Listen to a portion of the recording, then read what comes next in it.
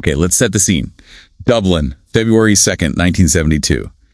Picture Marion Square, normally this really elegant Georgian heart of the city. Right, very stately. But that night, it's drowned in chaos. There's this huge crowd, estimates vary wildly, maybe 20,000, some say up to 100,000 people. Massive numbers, yeah. And they're all gathered, shouting one thing over and over, burn it, burn it, burn it. A deafening sound, apparently. By the next morning, the British embassy is just, well, a burnt out shell. You could see the sky through where the roof was. Completely gutted.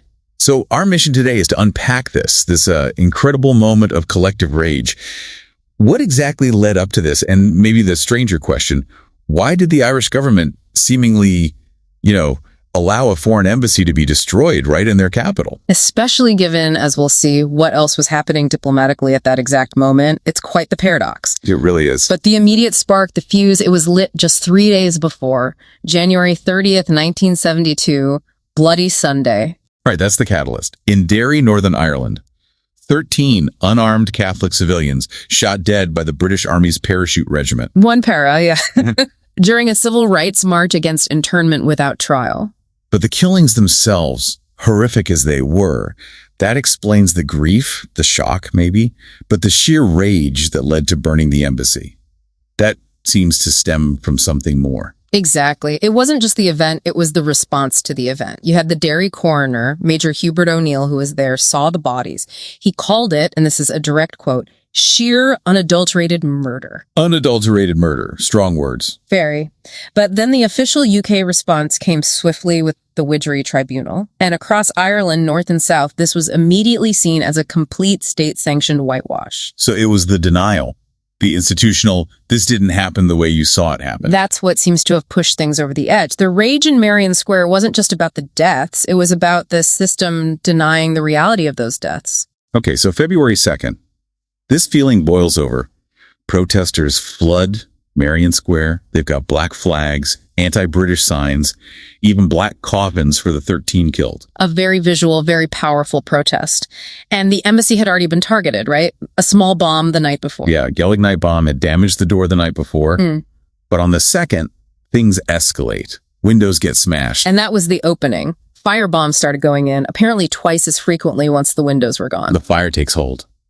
And the crowd, they made sure it kept burning. Reports say firefighters were blocked, their hoses were actually cut. Deliberately sabotaged. Now, think about the police response here. The Gardaí, the Irish police. How many were there against this massive crowd? Only about 200 officers, maybe fewer. 200 against potentially tens of thousands. That doesn't sound like a serious attempt to stop it. It really doesn't, which leads to this theory of calculated indifference. The embassy staff, crucially, had been evacuated safely beforehand. So the thinking goes, maybe the government just let it burn. It's a strong theory. It served potentially two purposes.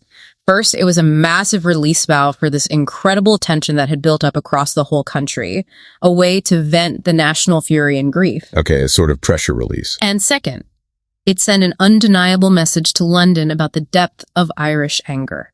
Far stronger than any diplomatic protest note could ever be. It was almost like state-sanctioned political theater. A managed spectacle, as some have called it. Yeah. But here's the absolutely mind-bending part. Just 11 days before this embassy inferno, the UK and Ireland had literally just signed the treaty in Brussels to join the European Economic Community. Together. Simultaneously. It's incredible, isn't it? It shows the sheer complexity of the Anglo-Irish relationship right at that moment. It wasn't one thing. Not at all. You had this deep, historical, violent hostility erupting in Marion Square. And at the very same time, this modern, pragmatic need for economic cooperation through the EEC.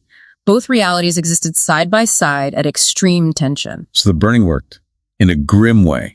The message about Irish anger was received in London. Oh, absolutely. And significantly, the Irish government immediately accepted full responsibility. They offered to pay for the damages. Which suggests they saw it as a political cost, something manageable they had factored in. Precisely. It was the price, perhaps, for sending that message and releasing that pressure.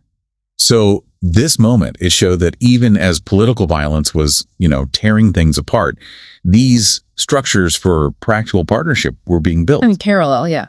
Which leaves you with a final thought to mull over, doesn't it? Could it be that the only way to release the kind of immense pressure needed for future cooperation, the EEC, eventually the peace process was by first allowing, or at least not preventing, the physical destruction of such a potent symbol of the past. It makes you think about how progress sometimes emerges from, well, destruction.